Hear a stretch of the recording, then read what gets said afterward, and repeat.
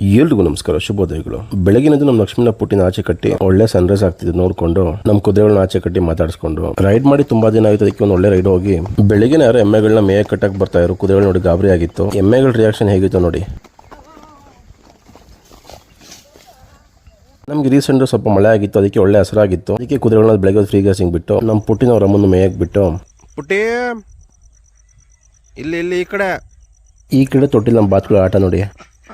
ಒಂದೆರಡು ನಾಟಿ ಕೋಳಿ ಮೊಟ್ಟೆ ಸಿಕ್ತಿತ್ತು. ಕೆಲಸ ಎಲ್ಲ ಮುಗಿಸಿ ಫ್ರೆಶ್ ಅಪ್ ಆಗಿ ರೆಡಿಯಾದ ಹಿರಿಸೇವೆ ಸಂದೀಪ್ ಅವರು ಬಂದ್ರು. ಅವ್ರ ಜೊತೆಗೆ ಹಿರಿಸೇವೆ ಕಡೆ ಹೊರಟೆ. ಹಾಗೆ ಜೊತೆಗೆ ಕೇರ್ಪೇಟೆ ಅಗ್ಲೇಯ ಗ್ರಾಮ ಕಡೆ ಹೋಗಬೇಕು. ಅಗ್ಲೇಯ ಗ್ರಾಮಕ್ಕೆ ಯಾಕೆ ಅಂತಂದ್ರೆ ಎರಡನೇ ವರ್ಷದ ಜೋಡಿ ಎತ್ಕಳ ರೇಸ್ ನಡೆಸ್ತಿದ್ದಾರೆ. ಲಾಸ್ಟ್ ಟೈಮ್ ತರ ಪಿಚ್ ಎಲ್ಲ ರೆಡಿ ಮಾಡಿ ಜೋರಾಗಿ ಮಾಡ್ತಿದ್ದಾರೆ. ಹಿರಿಸೇವೆಗೆ ಬಂದು ಎತ್ಕಳ ನೋಡಿ ಮಾತಾಡಿಸ್ಕೊಂಡು ಅಲ್ಲಿಂದ ಕೇರ್ಪೇಟೆ ಅಗ್ಲೇಯಕ್ಕೆ ಬಂದು ರೇಸ್ ನಡೀತಿರೋ ಜಾಗಕ್ಕೆ ಆಲ್ಮೋಸ್ಟ್ ಪಿಚ್ ಎಲ್ಲ ರೆಡಿ ಆಗಿದೆ. ಫಿನಿಶಿಂಗ್ ಮಾಡ್ತಿದ್ದಾರೆ. ಒಳ್ಳೆ ಪಾಂಡುಪುರ ಸ್ಟೇಜ್ ಬೇರೆ ಆಗ್ತಿದೆ ನೋಡಿ. ಪಾಂಡುಪುರ ಚಪ್ರಕ್ಕೆ ಫೇಮಸ್ ಆಗಿರೋ ಮದುವೆ ಆಗ್ತಿರೋದು ಇದನ್ನ. ಈ ಸೈಡ್ ಜನಗಳು ಗಾಡಿ ಕಟ್ಟೋ ಕಡೆ ರೆಡಿ ಮಾಡ್ತಿದ್ದಾರೆ. ರೇಸ್ ಪಿಚ್ ಕೂಡ ನೋಡಬಹುದು ನೀವು ಯಾವ ತರ ರೆಡಿ ಮಾಡಿದ್ದಾರೆ ಲಾಸ್ಟ್ ಟೈಮ್ ತರ ಅಂತ.